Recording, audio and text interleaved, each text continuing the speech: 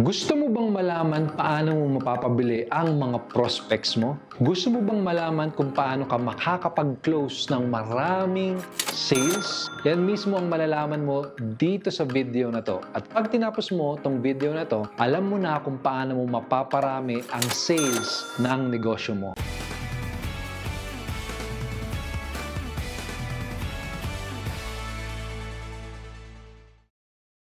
Hi! Kung ngayon mo pa lang ako mapapanood, ako nga pala si Eduard Reformina. Isa akong online marketer, business owner, at investor. At dito sa channel na to, nagtuturo ako ng iba't ibang paraan how to grow your business, make more money, and live happily. Kung gusto mo palagi makapanood ng mga videos na tungkol sa business at personal growth, make sure to click the subscribe button, pati na din yung bell icon. Kung gusto mong maging successful ang business mo, kailangan meron kang consistent sales. Kailangan tuloy-tuloy ang benta mo. Sales, para yung oxygen ng business mo. Kapag paputol-putol ang oxygen mo, anong mangyayari? Mahihirapan kang huminga. At pag nawalan ka ng oxygen, anong mangyayari? Patay kang bata ka, di ba? Ganun din sa business mo. Kapag paputol-putol at hindi consistent ang sales mo, dun din magsasuffer ang business mo. At kapag naubusan ka ng sales, dun malulugi ang business mo.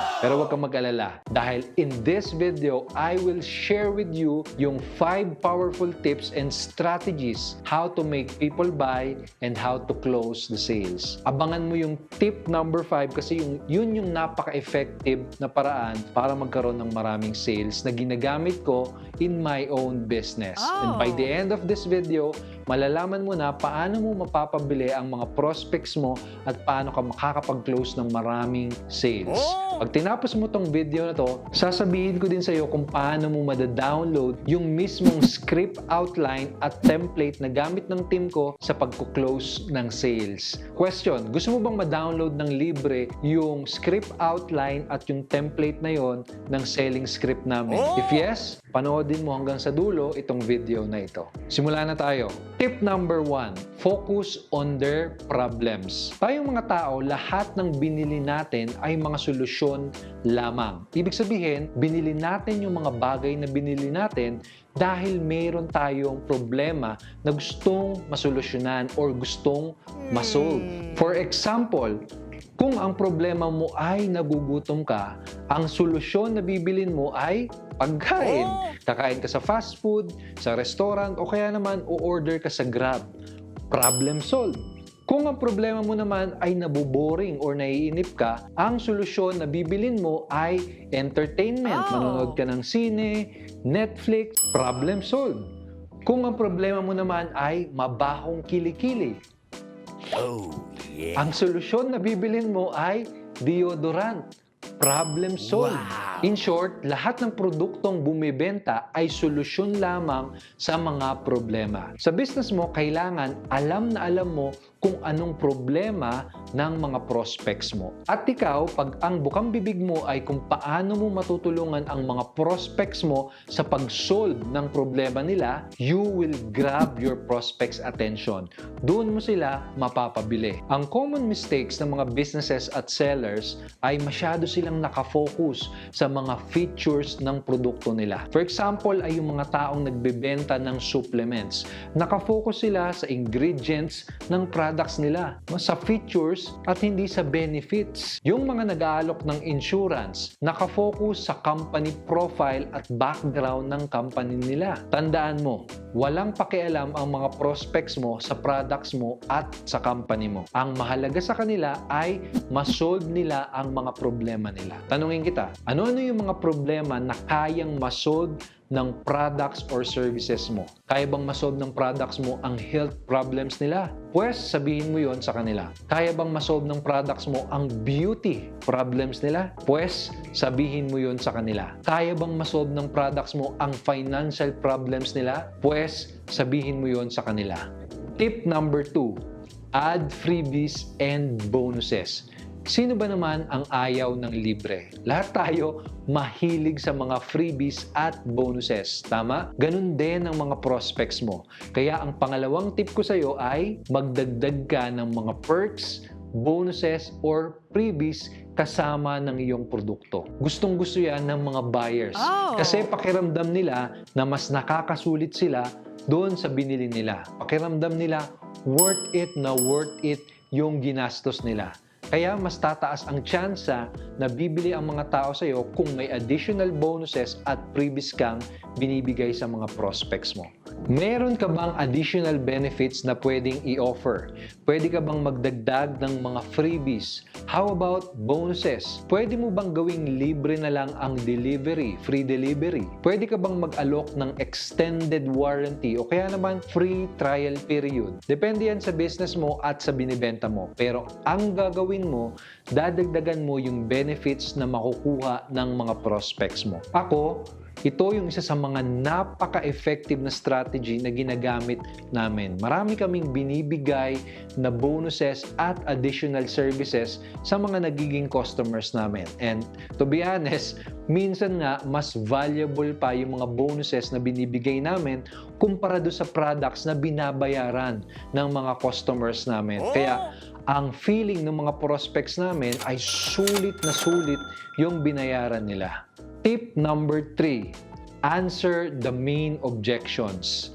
Sunod na tip ay ang pagsagot ng mga objections ng buyers. Kahit ano pang binibenta mo, sigurado may mga objections, questions, concerns ang mga prospects mo. At importante na alam mo yung mga objections na yon. At mas importante na dapat masagot mo yung mga objections na yon kahit hindi nila yun itanong sa'yo. Tandaan mo, kapag may naiwan na objection sa isipan ng mga prospects mo, doon sila magdadalawang isip na bumili sa'yo.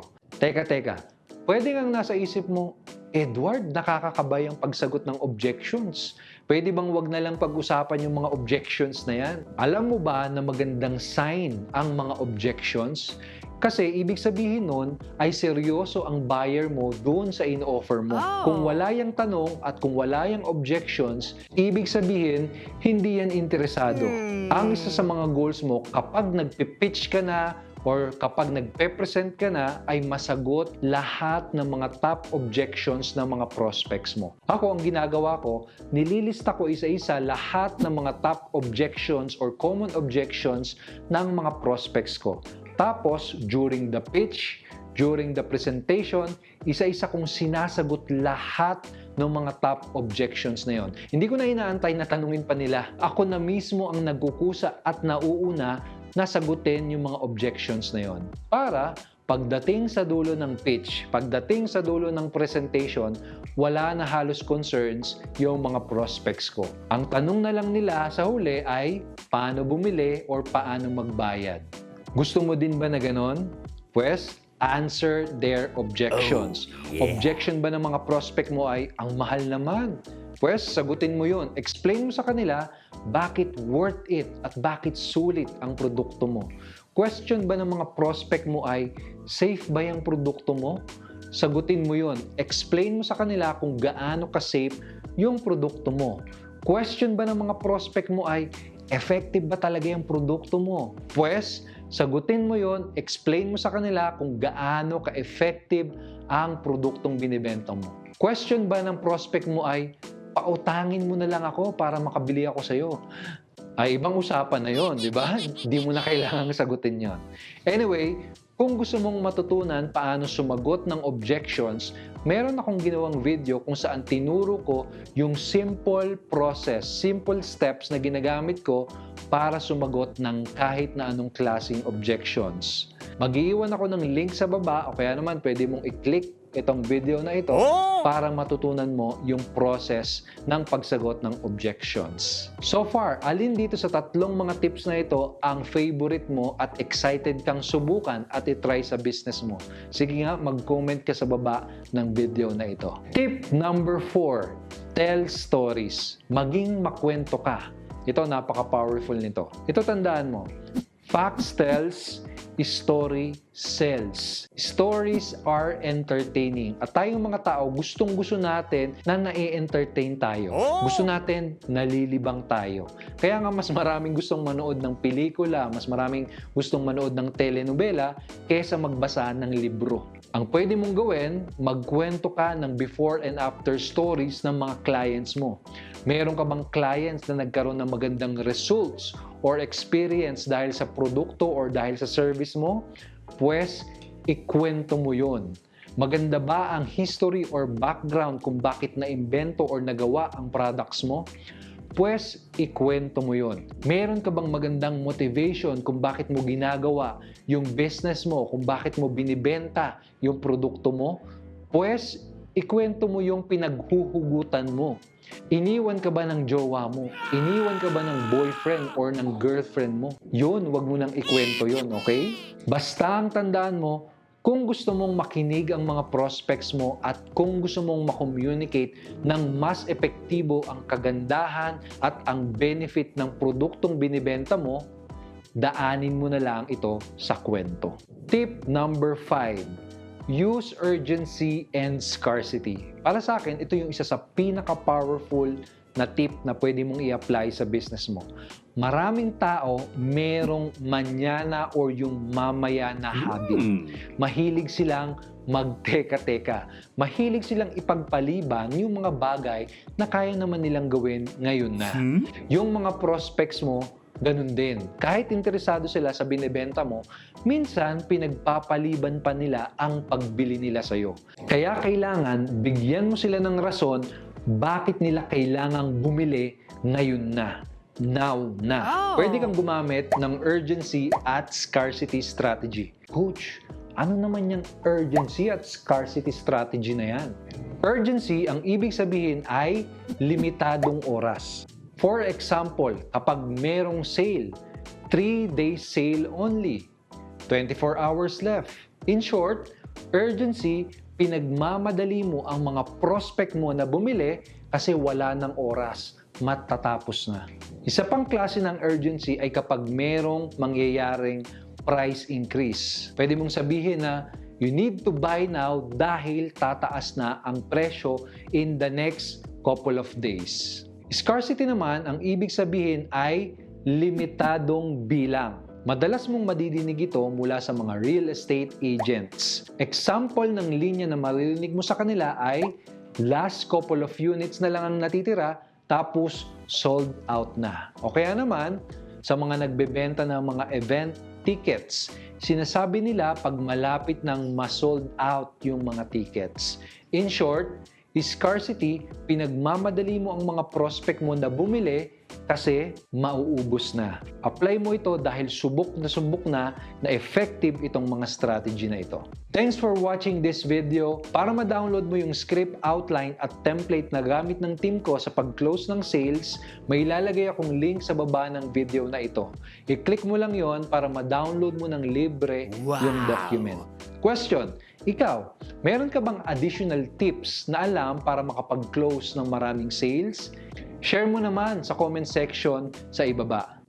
And meron ka bang specific topic na gusto mong gawin ko ng video next time?